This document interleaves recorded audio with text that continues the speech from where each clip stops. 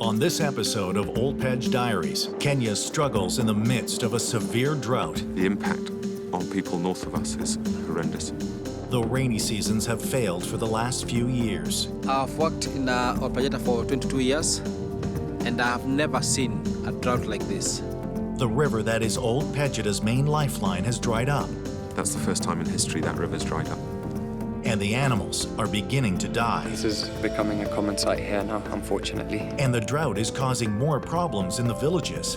Cheetah come in looking for easy prey. It's just another busy week at a Kenyan game reserve.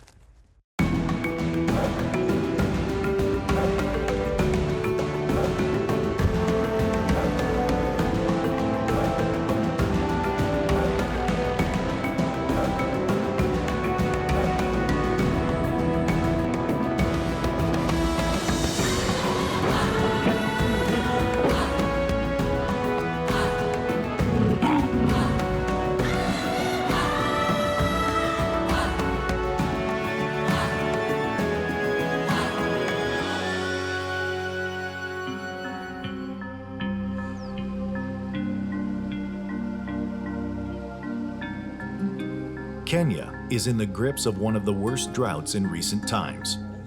For several years now, the long rains have failed to come. Much of the country is suffering, and the wildlife is beginning to die. But Ol Pejeta Conservancy has been relatively lucky. It benefits from a microclimate from the snow-capped Mount Kenya that brings some rain and a little relief to the area. In times of drought, the Ewaso River that runs through the middle of Ol Pejeta is a lifeline to the reserve's almost 15,000 animals. But after so much time without rain, the river is drying up. This is the Ewaso River. It comes from Badias and some tributaries from Mount Kenya. And I've been to Ol Pejeta for 22 years, and I've never seen this river drying up like the way it is now.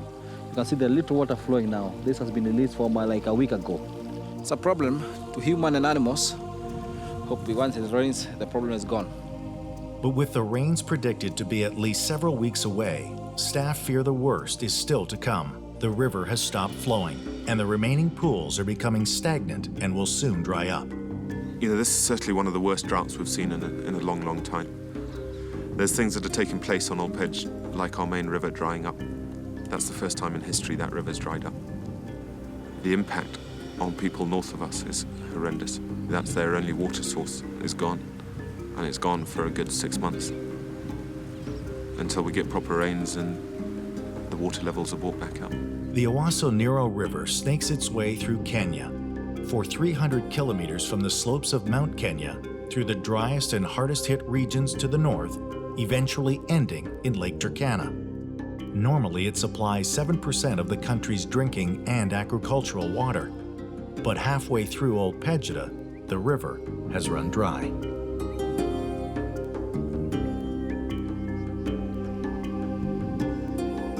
When the water is very high, you can see the level of the water. That's when there is no rain. Always the water reaches here. In the wet season, actually, even you can't cross the river. You can't cross the river. It's very high, up and also goes out on the sides. It's not only the Ewaso River that has been crippled by the drought, but also the famed Mara River to the south. This is the time of year when one of the most famous spectacles in nature should be taking place. Normally, over 1 million wildebeest migrate north from Tanzania's Serengeti to cross the treacherous Mara River into Kenya. This year, the river is so low, the wildebeest could walk across it. But the plains that should be full of wildebeest, as far as the eye can see, is a parched wasteland, and the wildebeest never arrived. We're lucky. You know, Ol Pejeta generally is a high rainfall area compared to the rest of the Laikipia ecosystem. We're probably the better of most places within the area. We're starting to lose a little bit of wildlife now, but that's going to happen. And we won't lose the numbers that other places are starting to. One of Ol Pejeta's major advantages right now is that it is part cattle ranch. Because of that, it has a network of pipes that feed water troughs scattered throughout the reserve that can also be used by the wildlife. Each day, most of the animals make their way to the troughs, each taking their turn in this new ritual of survival. Both giraffe and zebra are able to cope well despite their large size, and smaller antelope can easily find enough substance. You know, in a drought year like this, it's the bulk grazers, the buffalo, the hippo, that are being most affected. There's just been no recovery of our whole system for nearly a year now. And there just isn't the nutrients, there isn't the grass, there isn't anything there for the wildlife. To single out a species that's being hit hardest in this drought is buffalo. And it's the young and old. Luckily, we've got a big enough population there that we can sustain. And if we lose 20%, we lose 20%. It's never going to do any harm. It's just not nice to sit back and watch wildlife struggling as much as they are now. In the past few weeks, the rangers who patrol the Conservancy have become used to seeing several buffalo so weak they can barely stand up. The rangers has found a very weak buffalo which is unable to walk or wake. So that's what we are going to see right now.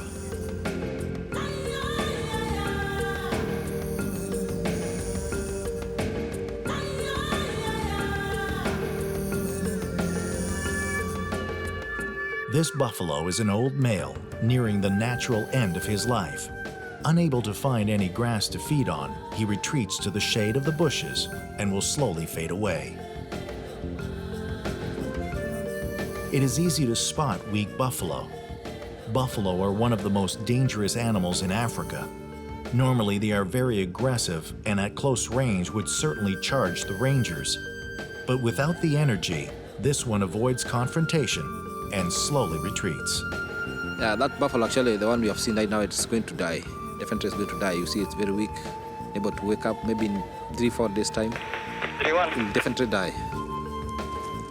Just 100 meters away, there is another buffalo. This time, the animal is dead. This is a dead buffalo. It's because of the drought. See, we don't have grass, we don't have rain for quite long. The carcass is for like 3 days now, up to 3 days now. And we have many around the place. Hyenas, jackals, and all that actually are very happy now. They're eating a lot of food. You know, whenever there's something negative in nature, there's always going to be something positive. And that positive is our predator numbers are on the increase. In a year that wildlife is suffering like this, the hyena, the lion, the leopard, there is so many weak animals out there. The survival rate of those predators, young, is going to be huge.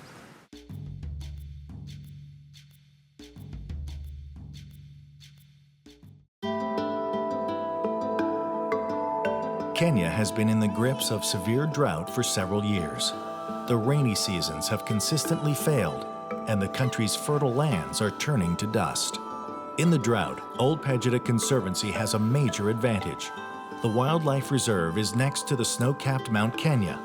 Ol Pejeta benefits from the rains off the mountain, but on its own, that rain is not enough. After such a long dry spell, the main river that flows through the reserve has dried up, and the grasslands have turned to dust. Without grass to graze on, the reserve's buffalo are the most affected and have begun to die in increasing numbers. But nature has its own balance. With so many weakened animals around, the predators are benefiting, and the numbers have increased, not only in Ol Pejeta, but also in the community lands next to the reserve. There, the cheetah numbers have been increasing without any major conflicts until now.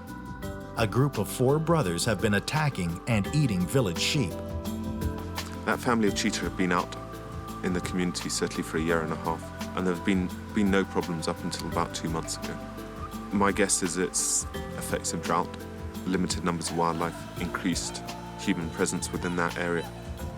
It's an area of relatively high rainfall compared to the rest of Laikipia, so at dry times you are getting increased livestock coming into that area. The cheetah are hunting in a stretch of community land on the western side of the reserve. The plan is to use rangers to push them along the boundary fence and into the reserve. You know, we have a special relationship with that community, and it's not one-sided traffic. They help us out with a huge amount of stuff, and we help them, and we're in a position to help them. And it's more a partnership than anything else. The job of finding cheetah goes to Ol Pejeta's predator expert, Stephen Saipan, better known by his nickname Duma, the Swahili word for cheetah. Over the years, Stephen has worked closely with communities to ensure the cheetah are protected. While cheetah are not on the endangered list, they are listed as vulnerable because of the loss of habitat and fragmentation of their populations. By working with the communities, Stephen is able to limit conflict with the animals, and when problems come up, Ol Pejeta deals with them quickly. One way Ol Pejeta helps the community is by maintaining water supplies, which are crucial in times of drought. On his way to the village, Stephen notices something wrong and stops to investigate. These villagers are heading to a water tank further in the reserve. They tell him that the one closest to them is not working properly. Stephen goes to check it out.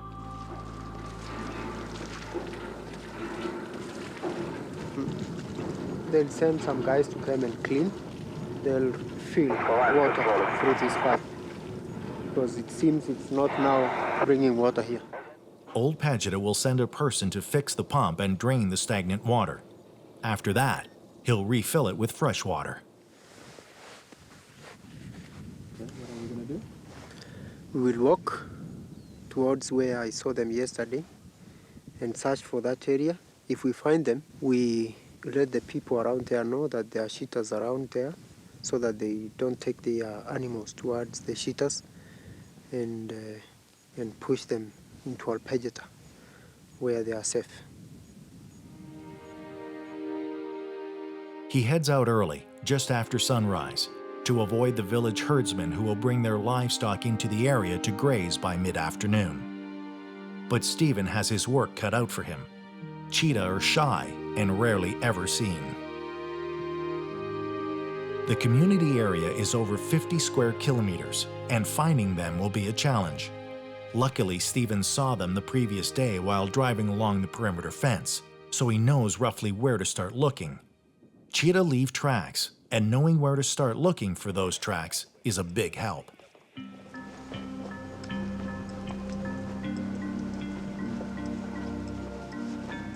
Cheetah tracks. The print is sort of sharp at the tip. It's not round like lions and leopards. Here we will find a high point and try to look up there if we can spot them. These tracks are too old to follow, so Stephen keeps looking, confident the cheetah are still in the area. Around a water trough, he finds tracks of another one of Africa's rare predators, the endangered African wild dog. The fact there is a pack living here near one of the village's grazing areas is a good sign, showing the community's commitment to conservation. Stephen continues to scan the terrain and throughout the day will walk over 40 kilometers. Like any good detective, he looks for clues and talks to potential witnesses. He alerts the villagers in the area where he thinks the cheetah are hanging out and makes sure they have his cell number. Most Africans have cell phones, and he's hoping that someone will call him the moment they spot one of the problem animals. They have eaten about 5 sheep here, just here around. They have also eaten others down to the borehole, so we know that they are within here. And it was during daytime, so we expect them to do whatever is necessary. Peter is quick to point out it's a two-way street. So we also protect the wildlife here because we know that they do give a lot of money. They do assist us very much in conservation, in water, and other affairs, and also by giving bursaries to our children. So the cooperation we have is very good.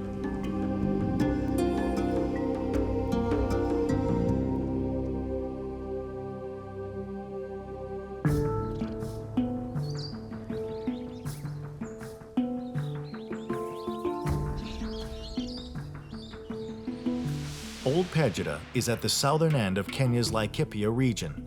It's made up of almost 50 ranches, community lands, and wildlife reserves. Ol Pejeta's location next to Mount Kenya is a real advantage. It benefits from a microclimate that brings some rain. To the north, other ranches are not so lucky. One that has been particularly hit hard is Old Jogi. it has not had any significant rainfall in a year. All the grass is either dead or has been eaten, and the buffalo are dying in the hundreds.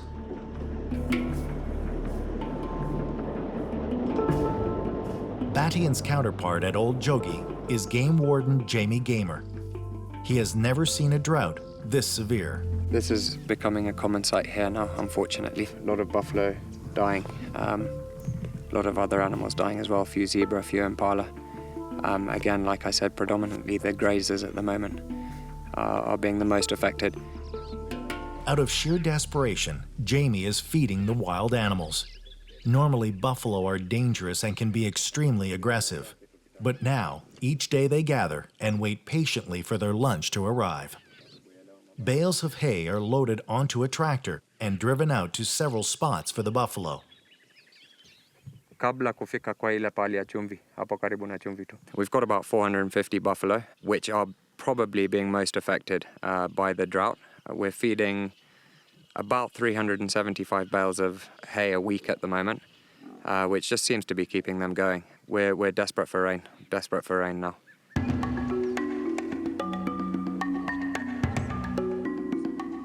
As soon as the noise of the tractor can be heard in the distance, the buffalo become restless. Without food rations, it's likely that many of them would die before the rains come.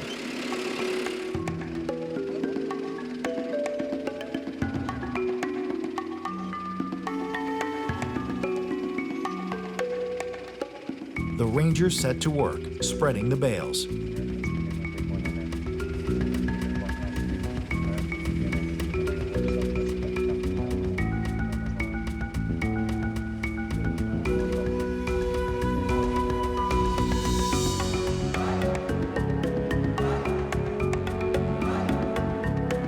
Once ready, the buffalo move in.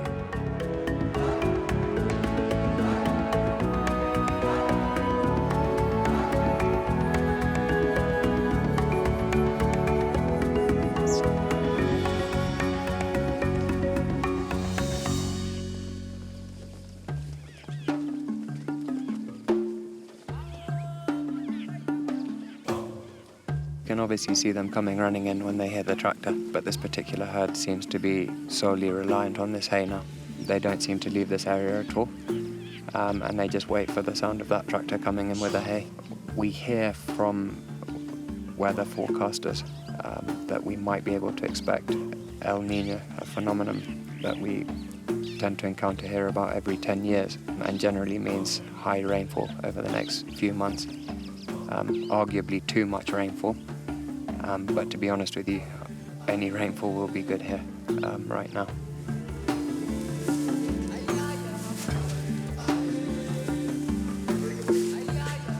Old Jogi is one of the conservancies carefully working to preserve the species, and so the loss of even one is a serious setback.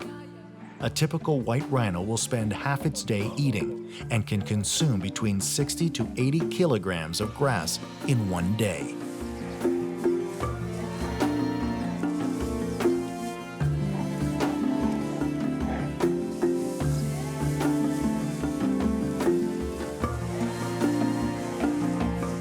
Like the buffalo, these white rhino are also bulk grazers and are being heavily affected obviously by the drought.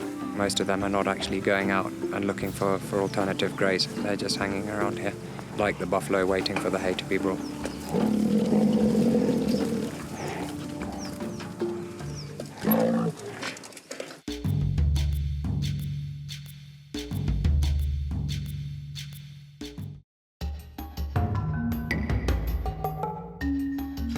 The effects of a major drought in Kenya is having a big impact on communities outside of the reserve, where wildlife and village livestock share the land.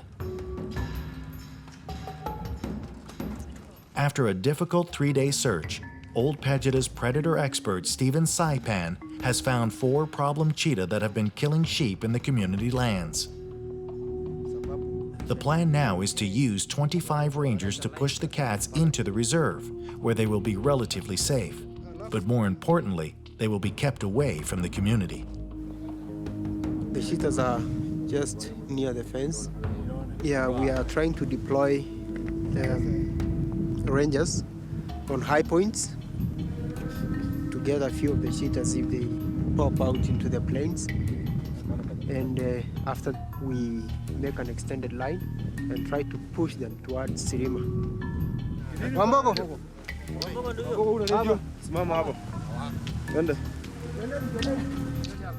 Okay, mtu ingine hapa. Ndonga. Hapa. Ya kila mtu sasa tuendelee. Imefika mwisho. Okay, now we are beginning.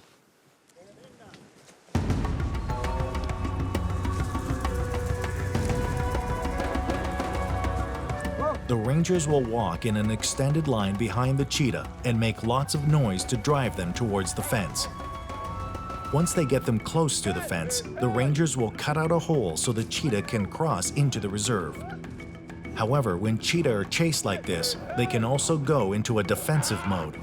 They'll lay still under the bushes where it is unlikely they'll be seen, so the rangers throw rocks to startle the cheetahs out of hiding. Lookouts in the trees keep track of the cheetah's progress.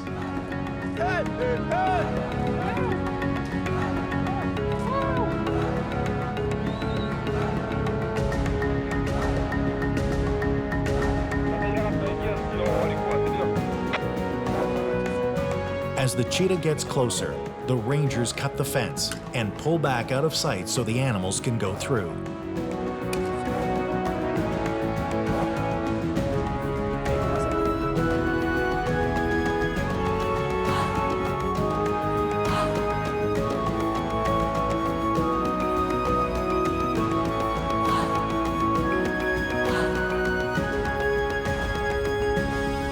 Two cheetah bolt, breaking through the rangers' line and away from the fence. But the rangers manage to keep two near the opening. Everyone settles in to wait, and after a couple of hours, the cheetah casually walk through the gap into Ol Pejeta.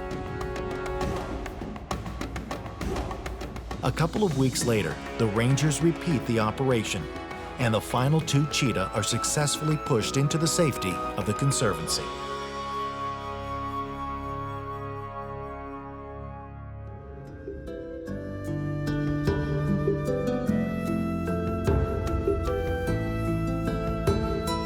In the coming days, to the relief of both the human and animal residents, Ol Pejeta will see signs of rain. But it still could be many more weeks before the rains are sufficient enough to end the drought.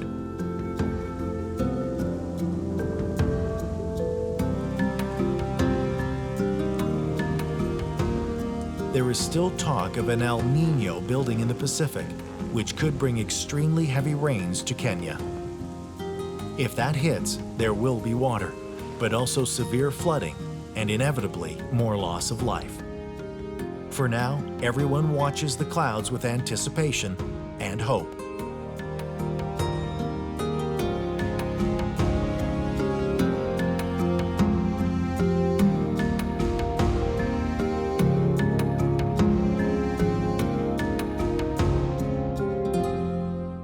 Today on Ol Pej Diaries, tourism's role in conservation. The single biggest contributor to the Ol Pejeta kitty is tourism. It's essential to our survival. Ol Pejeta redefines the traditional safari. Anybody can drive around a vehicle and look at wildlife. Getting out there and actually seeing it for yourself and walking up to wildlife on foot is something special. And you go walking with the Big Five. You're going to absorb some of what really old Africa is about. Plus a unique program that lets tourists become researchers. Most often, these research projects are kept away from tourism. Lion tracking can be difficult. But I think at the end of the day, we're on top of it, aren't we?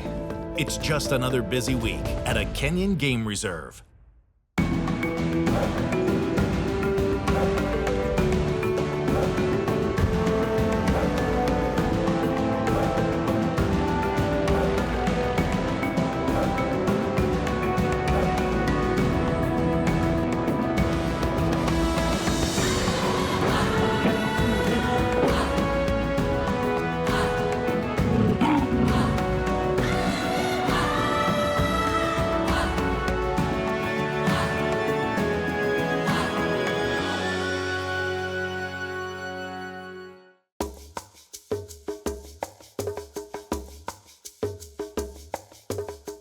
Africa is like no other place on Earth. a vast sweeping continent rich with culture and unparalleled in natural beauty. It's a place where time is measured by the winds and the rains, where humankind evolved to become the dominant species learning to live with the cycles of nature. It's a continent of contrasts, from the big, busy modern cities to tiny villages where people live as their ancestors have for thousands of years. Many of Africa's tribes and cultures continue to live in harmony with their environment. As a result, they have preserved some of the highest concentrations of wildlife left in the world. In Kenya, the government and private conservation groups have been active in protecting wildlife areas. In a country with few precious resources, wildlife-based tourism has become the #1 industry, worth more than $1 billion a year. It employs over 180,000 Kenyans. And those tourist dollars are the best insurance policy for the environment. Ol Pejeta employs 640 people permanently. Every one of those have got a family. I guess we're talking close to 3,000 people that are affected and reliant on their salaries. And a good part of that salary is paid by tourist dollar.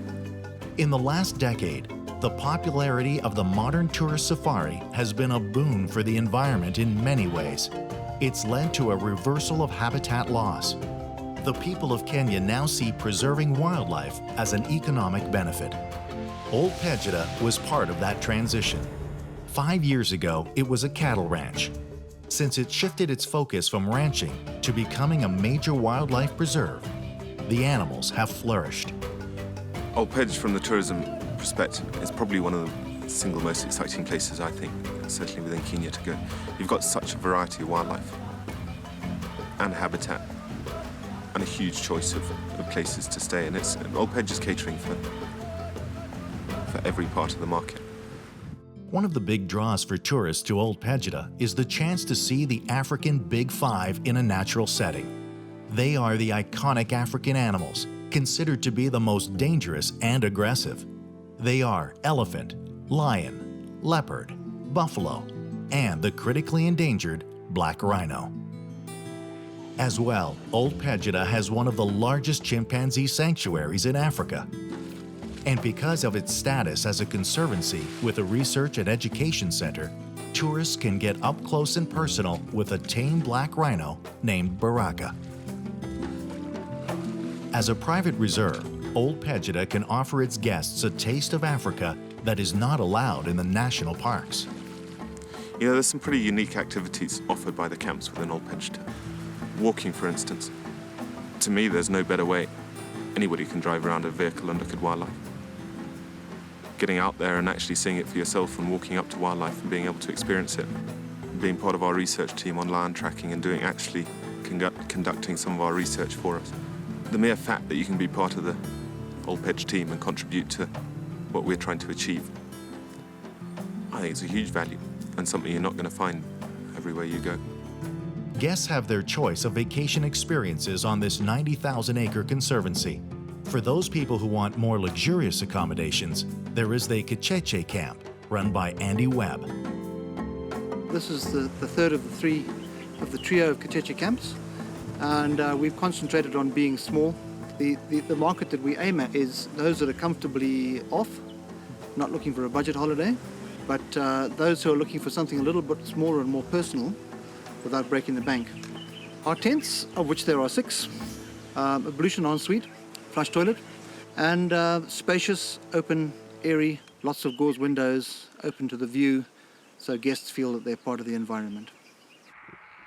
Most often, these research projects are kept away from tourism. General tourist that comes on safari doesn't get a chance to get that involved in all that. Here we can do that. Here we go out in the afternoon. If I'm lucky enough to pick up a signal, which doesn't always happen, but we most often manage to pick up a signal of a cat, I'll then get them to assist me in finding those cats. For a more rustic experience of Africa, tourists come for the walking safaris at Ol Pejeta Bush Camp, owned and run by Alex and Diana Hunter. Alex is a third-generation Kenyan and a veteran guide who has led walking tours all over Africa.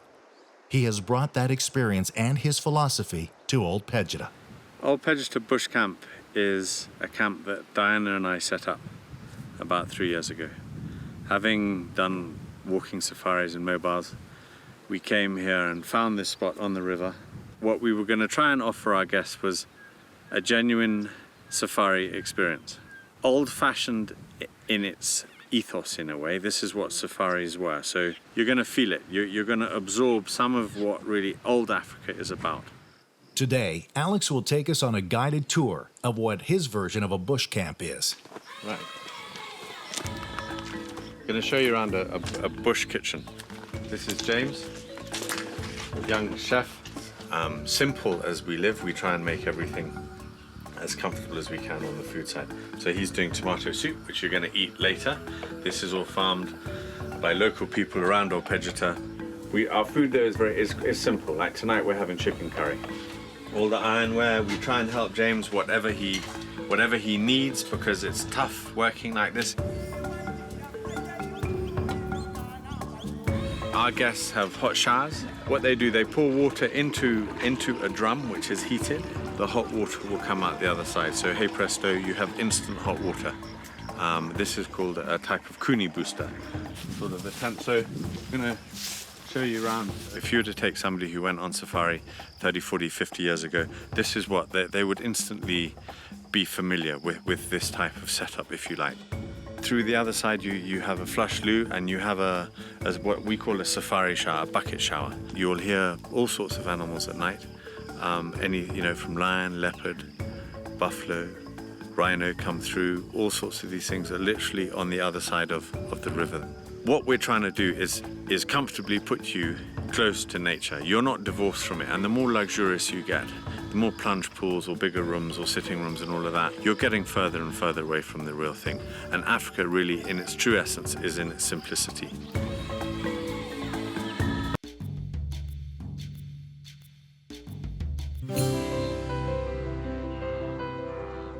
In Kenya, where there are few precious resources, wildlife-based tourism has become the country's #1 industry, worth over $1 billion a year. That money provides jobs and ensures that wildlife habitat continues to be protected. At Ol Pejeta Conservancy, one of the best ways to experience what Africa has to offer is at a tented bush camp, where wildlife is allowed to roam. It's an experience for guests, but at times the proximity to those very animals can be challenging for the staff. At the Ol Pejeta Bush Camp, Alex and Diana Hunter have set up an electric fence specifically designed to keep elephant and buffalo out. But today, they have a problem. A hungry male buffalo has been getting in, and the staff has had several run-ins with it. Need to be a little bit careful because it might still be in camp. Just to show you, there's a water tank. Well, it's right behind that bushes, which this buffalo chased a whole lot of people up. We are slightly being held hostage by him. We're going to have to start using a vehicle in the morning to get guys from the staff camp to the kitchen. Okay, it's 100 yards, but you can't risk it. They're getting up at 5 in the morning, it's still dark, he's still here. So we'll start the cars at 5 and they will literally drive 100 yards. The buffalo is looking for good grazing. Kenya is in the midst of a drought and fresh grass is hard to come by. The animals usually avoid contact with humans, but the compound still has some patches of grass, and that's what's drawing in the buffalo. Often if you see something like this, they'll often move it with their bosses. You see how this has been moved? To get fresh grass underneath or something like that. This is our tent where we live. We have an outside shower. It's a fantastic experience. And obviously the grass from the shower has meant that we've got all this new grass coming up. But my head is just behind that, and he was eating that. Part of this is because it's very dry at the moment. There's not a lot of food for it. You know, if it was greener and lusher, it would be easier for it. But yes, it is a problem, because obviously the last thing we want to do is have a sort of confrontation, if you like, with the animal. But so, you know, I'm not quite sure how we're going to deal with this, but I think that the first thing to do is really try and stop it coming in here. If we can't do that, then we'll have to sit down with Batian and work out see if there is a solution. While Alex is dealing with his buffalo problems, Andy over at Kicheche has a group of tourists out tracking lions. It's part of a pilot project where safari guides take their guests out, not just to see the wildlife, but to assist in the collection of data for Ol Pejeta's research department. Andy's group includes Céline, a microbiologist from France who is in Africa for the first time, and a couple of experienced safari vacationers, Angela and Roger, from the UK. Today, they're looking for a collared female lioness that has not been seen in quite a while. 4 months ago, she lost a litter of cubs, and Andy hopes to find out what she has been up to since. A signal from over there, I think, but it's not clear enough. But let's go up onto the plains and we'll go a bit further west and see if we get any luck. Andy takes the first read of the signal just outside of the camp to ensure that everything is working properly, and then plots his course. So I'm going to hand it over to you guys now. First up is Céline. You see what it says here? This is the front of the aerial. So you hold the aerial as high as you can, and you turn it, and you'll hear clip, clip. You can hear it now. Hello. Hold it. Hold it up as high as you can go. Take it right up high. Up, up, up, up. Yeah. And turn it until you get the loudest sound. And that's the direction of the cat. You're going to have to tell me whereabouts you think the lion is. What direction do you think it is? Somewhere that way. Hand it over to Roger and Angela. A lot of background hissing. Yeah, it's about there. Once you've decided the direction, then we'll head off there again. The idea is to try and triangulate. And once we've got an idea of a pretty good idea of the location of the cat, then we go in. And then we just have to hope that she's going to be somewhere where we can actually access her. And also you have a fine tuner on the receiver. You can tune it from a high-pitched blip down to a plop. You actually expected it to be like a sonar, and it's not. It's nothing like it. The group will try and go as far as they can by road. From there, they will take another reading. As they get closer, the signal from the lion's collar becomes stronger. They're getting closer. It's much clearer. Oh, you can hear it. Yeah. Yeah. You just give me a direction. Straight down into the valley. Yeah. Okay, let's hit the bushes. From here, it's off-road. Even though they have a fix on her signal, there's no guarantee they'll find her. Often lions will spend their days in thick bush or along riverbeds where vehicles can't reach them. Also, the reserve is roughly the size of New York City, so there's a lot of ground to cover. If the signal is now the same volume, no matter which way you turn the aerial, it means we're within 50 or 80 meters or so of the cat, and we have to start searching. The signal is the same in all directions. That means the lion is I'm close. going to drive really slowly, try and find my way through the bush. You stay standing and look into every single bush, because she'll probably be down watching us going by. You've got to look really carefully. This is a typical place for lions to hide out. The signal has brought the group to a small drainage ditch, lined with trees on either side. The trees offer ideal cover. If the lioness decides to hide, you can be within meters and never see her.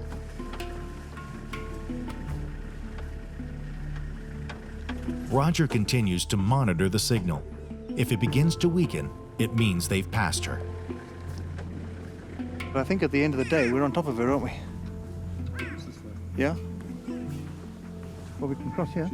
She's very, very close. Do you want to have a listen, Andy?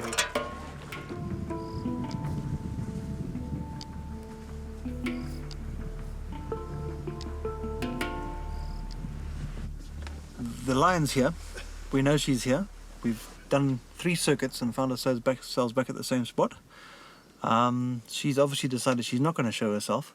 So let's say cheers to the lioness that we don't see. The lights. Cheers. Cheers to the lion. Cheers. Cheers to the lion. This is great. This is wonderful. It's good humour, isn't it? Yeah, Wonderful. It's good. Yeah.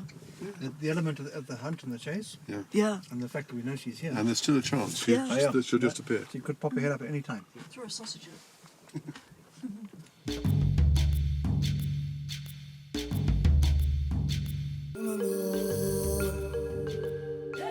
Tourism in Kenya is a billion-dollar industry. That money provides jobs and ensures the protection of wildlife habitat. Visitors who stay at Ol Pejeta Conservancy have opportunities to take part in some very unique activities. A group of tourists staying at Kecheche Camp were tracking a lioness as part of a research project. Although they had her signal, the lion was able to stay hidden from them. But at Ol Pejeta Bush Camp, owners Alex and Diana Hunter didn't have to go out to search for lions. They were right in camp. And this helped solve a problem they've been having with a hungry buffalo. We're shining the torch, couldn't see anything, but it just sounded really bad. And about 5:30, I think it had finally coughed it. Amazingly, the buffalo had been killed by lions, as we thought, and has died really inconveniently right across the road coming into camp. Well, obviously it would be great if we did have guests here, because the lions would definitely come back and feed on it. They're not going to be far away, but flies and all of that, we obviously can't leave it in camp. Now that the threat posed by the buffalo is over, Alex can focus on his walks. We're going to do a walk now. We're going to go down the Ewaso River. The Ewaso is the main river within Ol Pejeta. It's a lifeline to the whole place. We're going to basically see how low it's got. We're in the middle of a very serious drought. And by doing that, we can also see what animals will have come down during the night and the last 24 hours to drink.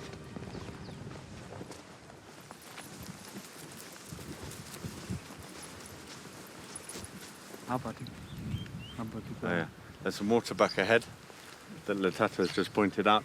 A lot of these animals, waterbuck, zebra, impala, will come into this area. They will come close to camp during the night for security. The walking safari is the ultimate way to experience wildlife in Africa. Under the watchful and experienced eye of Alex, the guests are safe. But there's a heightened sense of awareness knowing that at any moment they could come face to face with a lion or another dangerous animal. This is where all the impala have been for the night. You see all their droppings all around here.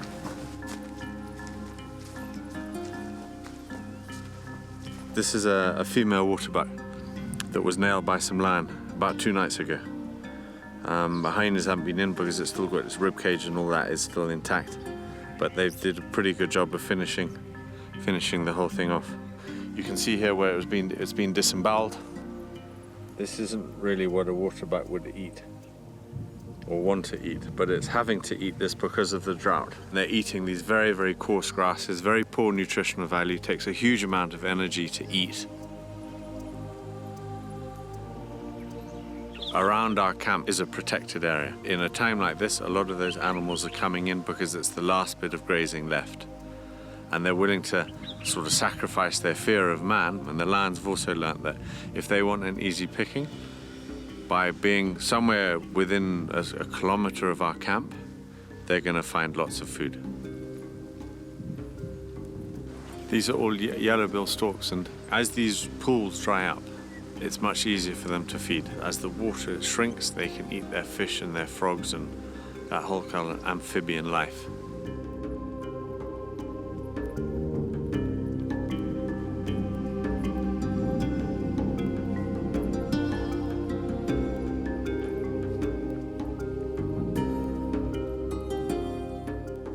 We're going to carry on going down the river now, and then we're going to go up and we're going to finish our walk on the plains and really see 2 completely different environments. This is an old bull giraffe that died. But there's 2 things that I think these make very good toilet seats. My grandfather and my father both used a rhino pelvis as a toilet seat, and it makes for a very comfortable loo with a view.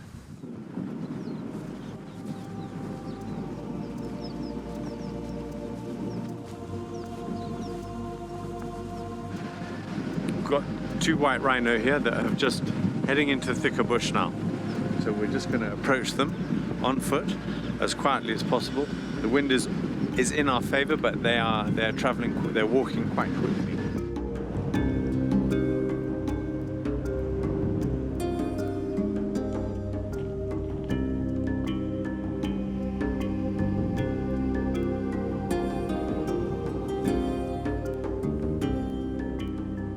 They're facing north and south, so that one has got this side covered, the other has this front side covered. Hearing is by far their best sense. They've very, very good hearing, but with this quite strong wind that we've got, we've been able to get quite close to them. They're white rhino, so they're not as aggressive as a black rhino and possibly easier to approach.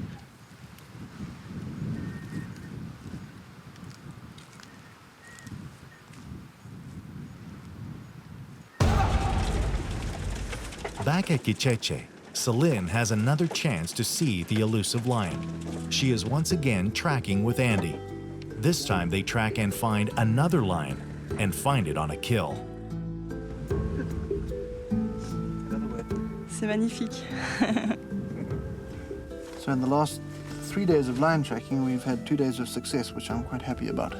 She's enjoying, and we're now sitting quietly, and she's not being disturbed by us at all. And I'm just going to take a GPS reading, and I made a note of what we've seen, and then I'll pass it on next time I see the guys. The next day, Andy goes out again to track the collared lioness. It's the third day in a row. Each time the signal has brought him back to the same location. Today is different. He finds the lioness safe and sound with a new litter of cubs. The cubs are tucked away safely in an old warthog's den as she basks in the sun. I guess one to finish is just to say that Africa is incredibly special. We've got to do what we can to nurture it. But to come on safari and to experience some of what we can offer, in some ways can be a life-changing experience. And I mean that in a humble way, in that it'll show you other sides of life which, that to me, I've never found anything like it.